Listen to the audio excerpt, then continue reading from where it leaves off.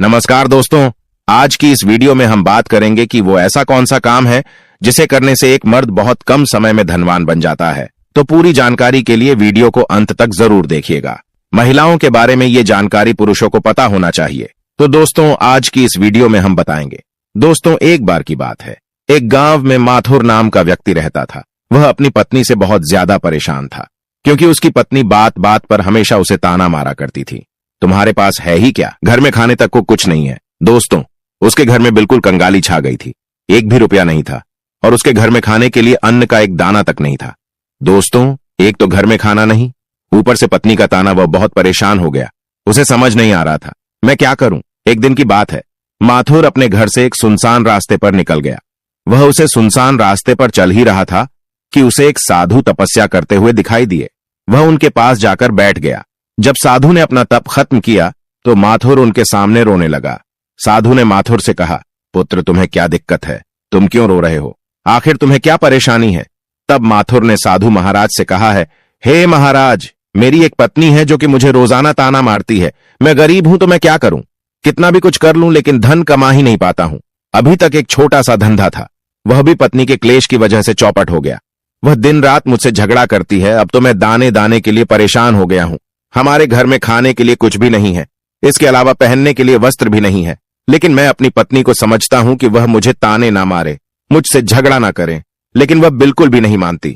साधु जी, इसी वजह से मैं बहुत ज्यादा परेशान हूं। इसी वजह से मैं घर छोड़कर यहां आया हूं। वह साधु जी कहते हैं, रो मत बेटा, मैं तुम्हें ये एक काम बताने जा रहा हूं। तुम्हें औरत का सिर्फ यह अंग बेशर्म होकर दबा या चूस लेना है। अचानक तुम्हारे घर में धन की प्राप्ति हो जाएगी। तुम देखते ही देखते अमीर बन जाओगे।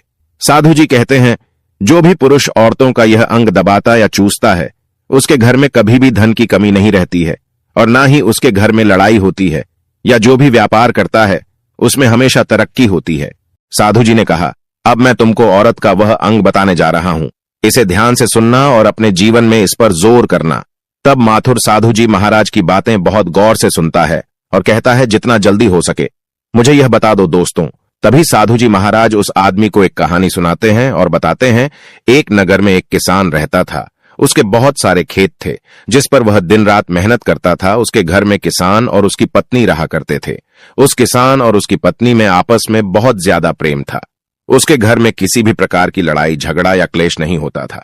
इसी वजह से उसके घर में सदैव मां लक्ष्मी का वास रहता था और उसके खेतों में इतनी ज्यादा पैदावार होती थी कि वह दिन प्रतिदिन और अमीर होता जा रहा था।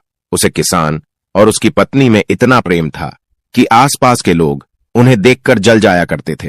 धीरे धीरे उसके पूरे गांव के लोग जान गए, किसान और उसकी पत्नी में बहुत ज्यादा प्रेम है। धीरे धीरे यह बात उस नगर के राजा तक पहुंच गई। दोस्तों, किसान और उसकी पत्नी की बात जब राजा के पास पहुंचती है तो राजा भी उसके प्रेम की काफी ज्यादा तारीफ करते हैं। वह सभी से बताते हैं कि हमारे नगर में एक किसान और उसकी पत्नी रहते हैं जिनमें कभी भी लड़ाई झगड़ा नहीं होते हैं। उन दोनों में आपस में इतना प्रेम है कि मैंने ऐसा अपनी जिंदगी में कभी भी नहीं देखा। एक बार की बात है, राजा पूरे नगर में ठींढोरा पिटवाते हैं कि इस नगर में जितने भी लोग हैं वह सभी अपने घर में घी का दिया जलाएंगे। राजा की पत्नी पूछती है कि आप ऐसा क्यों कर रहे हैं? सबके घर में घी का दिया क्यों जलवा रहे हैं?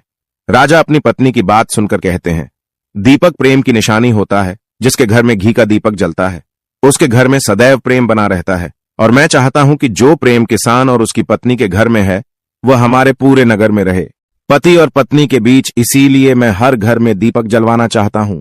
दोस्तों, राजा के सैनिक जाते हैं और हर जगह नगर में ठींढोरा पीट देते हैं और कहते हैं, सभी के घर में रात भर घी का दीपक जलना चाहिए।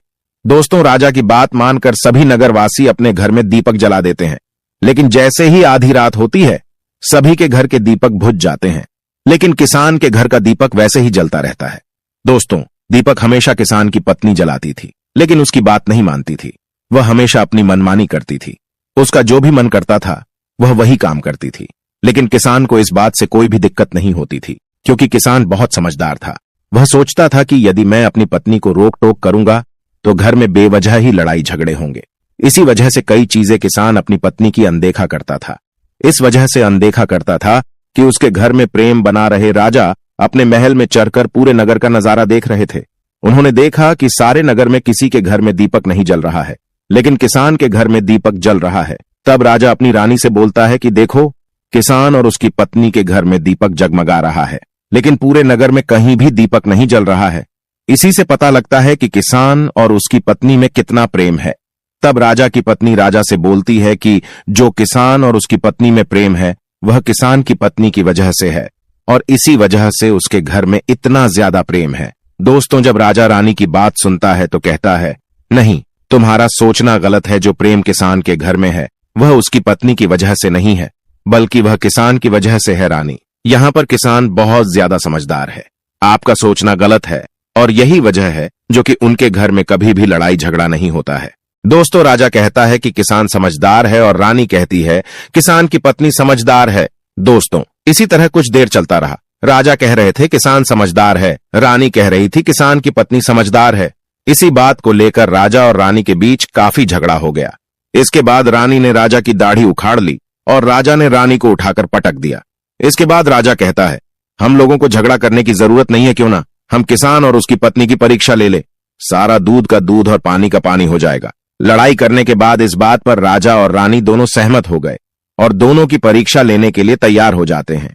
तब राजा अपने महल में जाता है और एक पुरुष सैनिक को बुलाता है और पुरुष सैनिक से बोलता है कि तुम किसान के पास जाओ और जो जो प्रश्न मैं तुमसे बोल रहा हूं वह तुम किसान को बोल देना। वह पुरुष सैनिक बोलता है, ठीक है महाराज।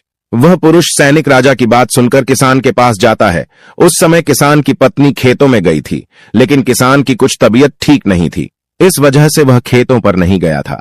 इस समय पुरुष सैनिक किसान के घर पहुंच जाता है और किसान से कहता है, मैं राज दरबार से आया हूं, राजा साहब ने मुझे भेजा है। दोस्तों, किसान कहता है, बताइए मैं आपकी क्या सेवा कर सकता हूं। आप बैठ जाइए, मैं आपके लिए पानी लेकर आता हूं। तब वह सैनिक बोलता है कि नहीं, तुम कुछ भी मत लाओ, मैं राजा का सैनिक हूं, बस आपके पास राजा का समाचार लेकर आया हूं। तब किसान कहता है, ठीक है सैनिक, आप मुझे बताओ, राजा साहब ने मेरे लिए क्या समाचार भेजा है। सैनिक कहता है, किसान, राजा साहब ने यह बोला है कि यदि तुम अपनी पत्नी को छोड़ देते हो तो राजा जी आपको बहुत सारे हीरे जवाहरात और साथ में तुम्हारे जमीन से 2 गुना ज्यादा जमीन राजा जी आपको गिफ्ट में देंगे। इसके अलावा राजमहल का आधा हिस्सा भी आपको दिया जाएगा। लेकिन जो किसान ने जवाब दिया वह सुनने लायक है। किसान ने कहा, राजा जी अपना पूरा राजमहल मुझे क्यों ना दे दे, लेकिन मैं अपनी पत्नी को नहीं छोड़ूंगा। जाओ और अपने राजा से कह दो किसान ने ऐसा कहा है। सैनिक जाता है और राजा को सारी बातें बताता है। इस समय रानी वहां पर सैनिक की बात सुन रही थी। सुनने के बाद रानी ने कहा, आपने किसान की तो परीक्षा ले ली, लेकिन किसान की पत्नी की परीक्षा नहीं ली है। इस तरह से हम कैसे पता कर सकते हैं कि कौन समझदार है। इसके बाद रानी ने कहा, अब मैं भी किसान की पत्नी की परीक्षा लेना चाहती हूं। जब दोनों की परीक्षा हो जाएगी तभी पता चलेगा कि कौन समझदार है। फिर रानी ने भी एक सैनिक बुलाया और कहा कि मेरी बात किसान की पत्नी को बोलना और याद रखना। यह बात तभी बताना जब किसान वहां पर ना हो। सैनिक ने पूछा कि रानी क्या बात बतानी है, वह तो बताओ। तो रानी ने सैनिक को सारी बात बता दी। सैनिक किसान के घर जाता है और उसके घर में आवाज लगाता है तो उसके घर से किसान की पत्नी निकल कर आती है और कहती है, बताओ क्या हुआ, क्यों ढिंढोरा पीट रहे हो। तो सैनिक ने कहा कि राजमहल से आया हूं, मुझे रानी ने भेजा है। किसान की पत्नी ने कहा, बताओ किस लिए आए हो। तब सैनिक ने कहा, रानी ने बोला है, यदि तुम अपने पति किसान को मार देती हो तो आपको बहुत सारे हीरे जवाहरात रानी आपको देगी और साथ में राजमहल का आधा हिस्सा भी आपको मिलेगा। इसके अलावा जितनी भी आपकी जमीन है वह तो आपकी रहेगी ही, लेकिन उसकी 2 गुना जमीन भी रानी आपको देगी। ये बात सुनकर किसान की पत्नी तैयार हो जाती है, कहती है, ठीक है, यदि मुझे इतना कुछ रानी साहिबा देगी तो मुझे मंजूर है, मैं अपने पति को मार दूंगी। तब सैनिक पूछता है कि रानी को कैसे पता चलेगा कि आपने अपने पति को मार दिया है। तभी किसान की पत्नी बोलती है, मेरे घर में जो दीपक जल रहा है, जब मैंने किसान को मार दूंगी तो उसे बुझा दूंगी, तभी आपको पता चल जाएगा कि मैं किसान को मार दिया है। अब सैनिक किसान की पत्नी की बात सुनकर राजमहल जाता है और रानी को सारी बात बताता है। किसान की पत्नी की बात सुनकर रानी बहुत अचंभित हो जाती है। राजा और रानी को स्त्री जात से नफरत होने लगती है। उसी समय राजा अपने नगर के सभी लोगों को बुलाता है और कहता है कि मैं चाहता हूं कि मेरे और मेरी पत्नी की वजह से किसान की जान ना जाए। तुम लोग ऐसा करो, उस किसान के घर जाओ और सारी बातें बता दो और उस किसान को बचा लो, वरना किसान की पत्नी उसे मार देगी। इधर सैनिक किसान के घर जाते हैं और सोचते हैं कि किसान की पत्नी किसान को रात में मारेगी और दिया बुझाएगी। इससे पहले ही हम किसान के घर में पहुंच जाते हैं और किसको बचा लेते हैं। दोस्तों, जैसे ही राजा के सैनिक किसान के घर पहुंचते हैं तो देखते हैं कि किसान तो मरा पड़ा हुआ है। तो सैनिक किसान की पत्नी से बोलते हैं कि तुमको तो किसान को रात में मारने के लिए बोला गया था, लेकिन आपने अभी किसान को क्यों मार दिया? तब वह किसान की पत्नी बोलती है कि किसान को तो मुझे मारना ही था, रात में तो मुझे सिर्फ दिया ही बुझाना था, इसलिए किसान को तो मैंने दिन में ही मार दिया है। सभी सैनिक तुरंत ही किसान के घर से दौड़े दौड़े जाते हैं और राजा रानी को सारी बातें बताते हैं। राजा और रानी क्रोध से आग बबूला हो जाते हैं। इसके बाद राजा और रानी किसान की पत्नी को बंदी बनाकर लाने के लिए अपने सैनिक से कहते हैं। सैनिक जाते हैं, किसान की पत्नी को बंदी बनाकर ले आते हैं। राजा किसान की पत्नी से पूछता है, ऐसा तुमने क्यों किया? तुम लालची औरत हो, तुम्हें पैसों से प्यार है। तभी किसान की पत्नी ने जवाब दिया और बताया कि मुझे तो किसान को पहले ही मारना था, वह तो मैं कोई बहाना ढूंढ रही थी, क्योंकि किसान की आदत बहुत खराब थी, वह मेरे साथ बहुत खराब व्यवहार किया करता था। तो राजा ने कहा, ऐसा क्या करता था किसान? तो किसान की पत्नी ने जवाब दिया, वह मेरे नाक का ऊपरी हिस्सा अपनी उंगली से हमेशा दबाया करते थे। इसके अलावा किसान एक काम और मेरे साथ करता था, वह किसान मेरे कान का पिछला हिस्सा अक्सर अपनी जीभ से स्पर्श किया करता था। राजा ने पूछा, ये बताओ, जब आप लोग गरीब थे तब क्या किसान आपके साथ यह काम करता था? तो किसकी पत्नी बोलती है, नहीं महाराज, तब ऐसा नहीं करता था। तब राजा ने कहा, मैं समझ गया कि किसान ऐसा क्यों करता था। उसी समय साधु जी ने माथुर से पूछा, तुम्हें कुछ समझ में आया?